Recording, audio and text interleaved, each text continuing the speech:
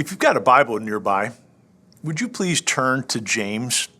And then you might also keep your thumb in 1 Corinthians 2. James 1 says this, "Consider it pure joy, my brothers, whenever you face trials of many kinds, because you know that the testing of your faith develops perseverance. Perseverance must finish its work so that you may be mature and complete, not lacking anything." That word, perseverance, is what step 10 is all about. Step 10 says, we continued to take personal inventory, and when we were wrong, promptly admitted it. Continued, not one and done, not when we feel like it. We keep at it. We don't stop growing. We keep checking our hearts, admitting our faults, and turning back to God. That's perseverance. And I've got to say, these last few weeks have been amazing. The stories coming in, some of the most honest and hope-filled I've ever heard. Some of you have surrendered, let go, taken big steps forward, and now you're breathing free. But even in the middle of all that progress, there's often still this little whisper, it's not going to last. You'll go back. You always do. That voice, that's not God. That's the enemy. He hates progress. And if you listen to that whisper, you'll start losing ground you've worked hard to gain. That's why this step matters, because relapse is real. Recovery is hard. Relapse is easy. Old habits come knocking. Familiar paths call us back. And it's easy to think, I've got this now. But let's be honest. How many times have we all been there before? 1 Corinthians warns us, if you think you're standing firm, be careful that you don't fall.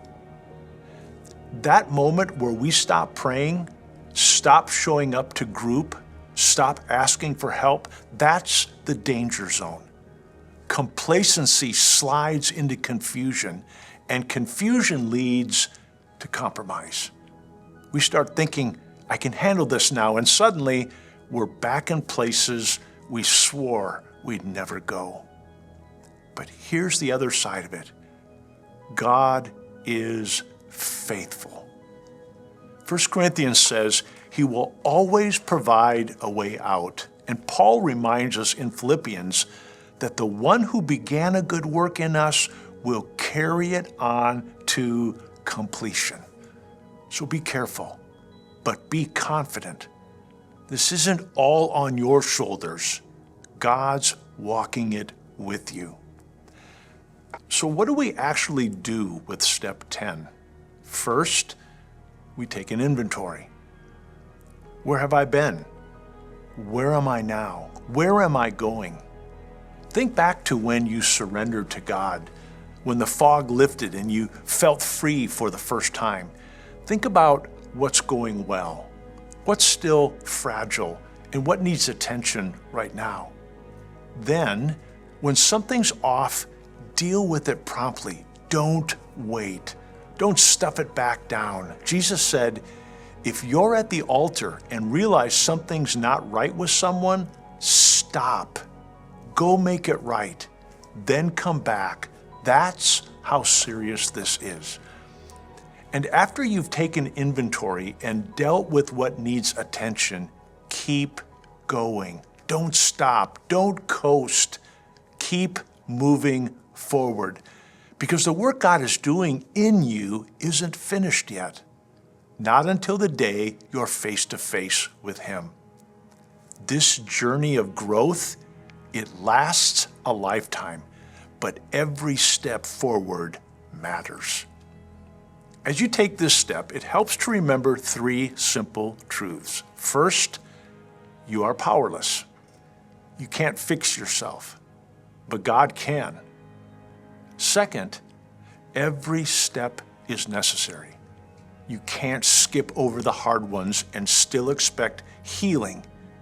And third, you can't do this alone. God never meant for you to. Ecclesiastes 4, 9 through 10 says that two are better than one. If one falls, the other can help them up. That's what the church is meant to be. People who help each other up when the road gets tough. So before we close, I want to ask you to take a few moments and reflect. Think about this honestly. What voices do you hear when you start making progress? Are they encouraging you or are they tearing you down?